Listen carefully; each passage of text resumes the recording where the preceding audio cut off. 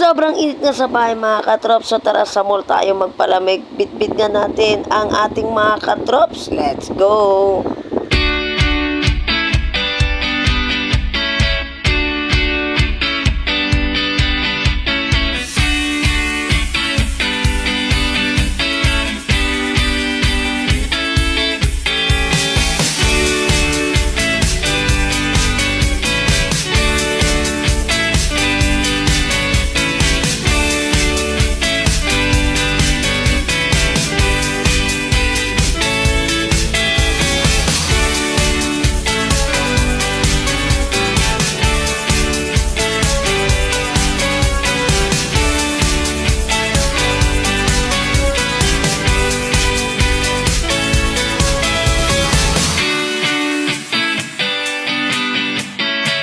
Naisipan ko na nga rin silang dalhin dito para maiwas-iwasan muna nila ang paggamit ng cellphone. Dahil ito kasi mga nakaraang araw, medyo natututok sila sa gadget. Kaya naman, tara't gawan natin ng paraan para malihis muna sila saglit sa mga gadget nila.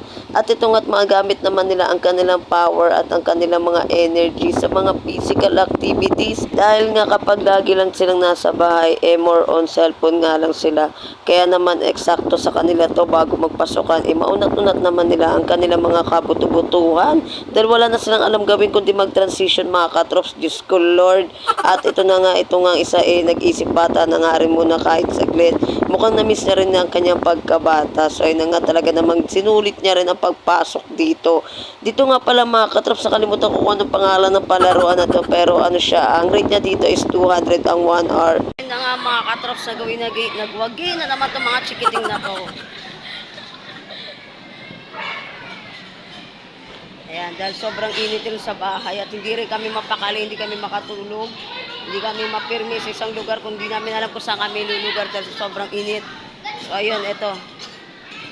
Sila na naman ang nagwagi na. Dito na naman kami sa galaan. Ayan. Diba? Nilikot, nililigalig. Grabe kasi init yung mga katrops, para nakakatunaw ng brain cells. Wow! Brain cells yarn. Ayan, so nandito kami ngayon sa Kai Mall. So kanina nag-uusap lang kami sa bahay. At yun na nga, hindi na nga mapigilan ng mga batang ito. At syempre, sila pa rin ang nanalo. Sila pa rin ang nagwagi. Ay, grabe, init ang panahon sobra. Okay lang yan kasi sinusulit na natin yung gala ng mga bata kasi magpapasokan na next week.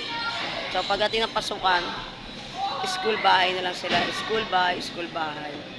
Ayan, so pagbigyan na natin sila habang bakasyon pa. 1 hour sila dito. Masulit na natin sa kanila yung bakasyon.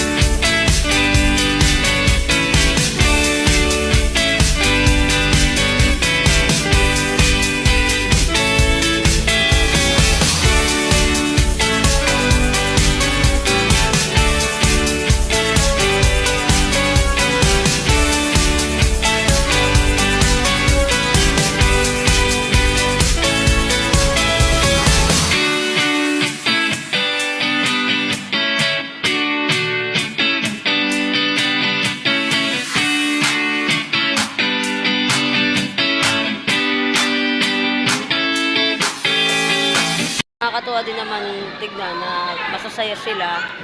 Tapos yung kasama nila ay malungkot na kasi ubos na yung pera. Charis!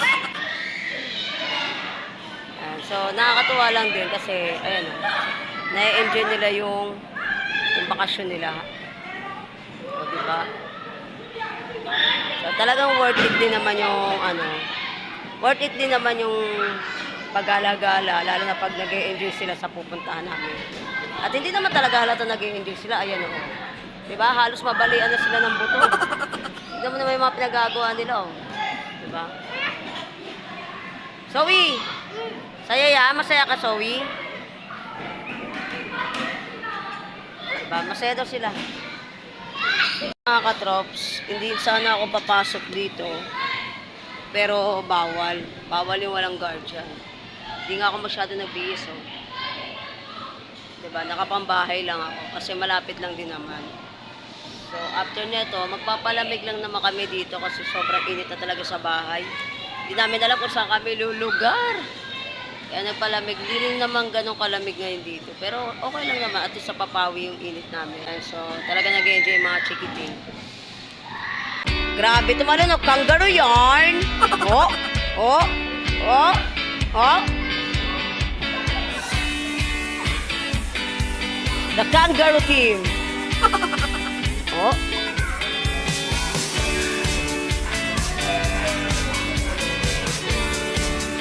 Na-dislocate na po ang buto. Ano, buhay pa po? Kaya pa ba? Okay. O, natanggalan na po siya ng buto. O, kung ganyan nila, alam mo, pipila yan. O, dali. 1, 2, 3, go. Jump shot. Taasan niyo naman, putik na yan. Ano tumakang? Dirarayuman na ito. Hindi naman kayo sabay-sabay. Ano ba naman yan? May tumatalsik, may tumitilapon. Ano ba naman kayo, oy? Ah, yan na po. Dirayuman na. Ano? Ginusto nyo to, di ba? O, ano? Kaya pa? O.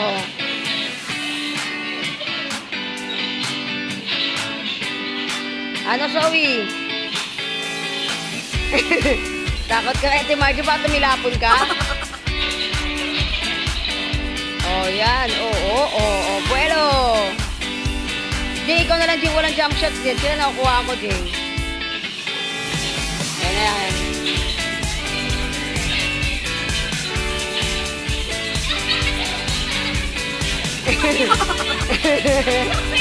Ano?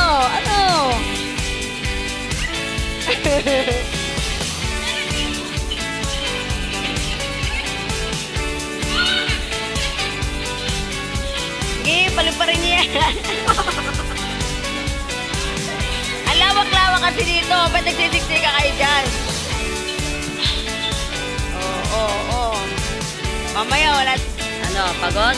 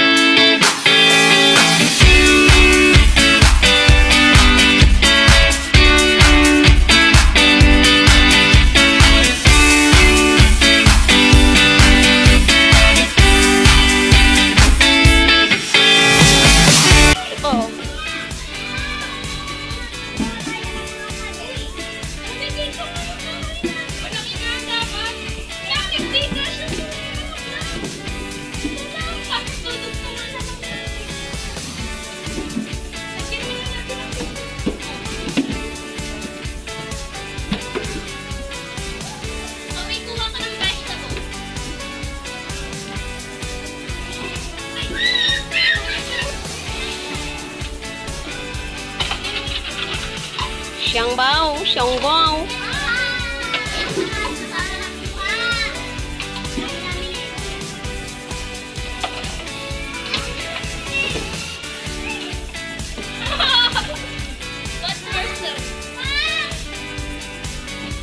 Tanga.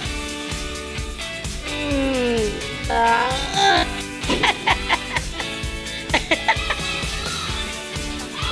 Siya nga ha. Siya nga elalu ha. Oh, nalaglag.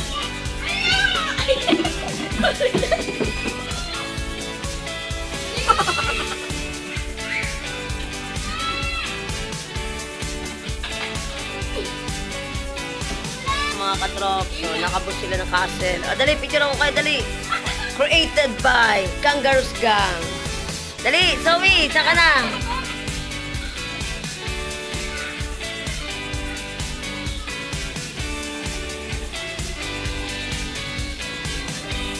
Ganda naman dito naman. O, titignan natin yung pinagmamalaki nila. Wow! Diba nakabukas sila ng kitchen? Ano to, Arinola? So, ito yung ano nila. Ito yung na-build nila. Ulitin nyo nga, ulitin nyo. Dali picture na. 1, 2, 3. Ayan, ito yung na-build nila.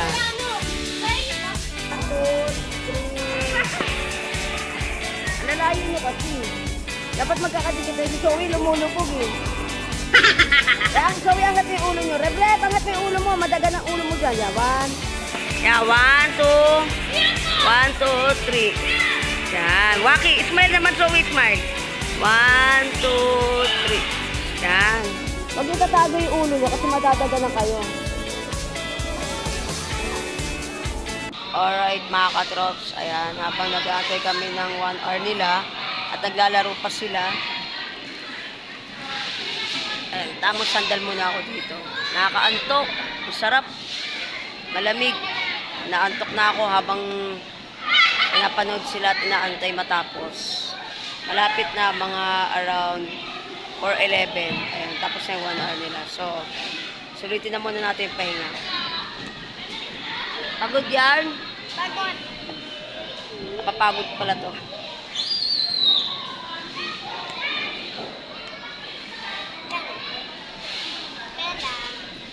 Ayan nga.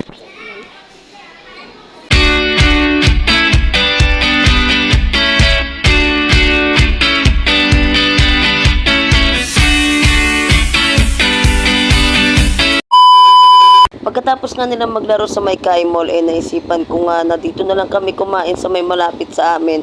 Dahil bigla akong naalala na Sabado pala ngayon at uwian ang karamihan. Baka mahirapan kami sumakay pa uwi at yung mga chikiting mahirapan din. Kaya naman sabi ko sa kanila, doon na kami kakain. Ano, kamusta? Ano, kaya pa? Kakaano lang namin, kaka. Ano? Kakaano? Di ba nag-McDo tayo Mm. ngayon? Tapos? Kaya mo, napagod ako dun sa bola-bola. Kaya pa. Oh, buhay pa? Tukin-tukin. Saan ba tayo magtutokin? Magpapalit din yung mga itsura nyo. Nagkanda para na kay mga ewan. Oh. Tapos may laban pa ako, alas 6 o 5:30 na. Pabalik tayo pagkatapos ng laban ko, 15 minutes lang yun. Saan ba tayo babalik? Oh, saan daw? Hindi nga niya alam kung saan tayo pupunta, oh. Ano daw? Hanggang alas 9 talaga yun, be. Adi Ayan, mga katrops, oh, di ba? Ang saan ba Di tayo? halat ang mga napagod at nagutom. Ako nga. Talon-talon pa more.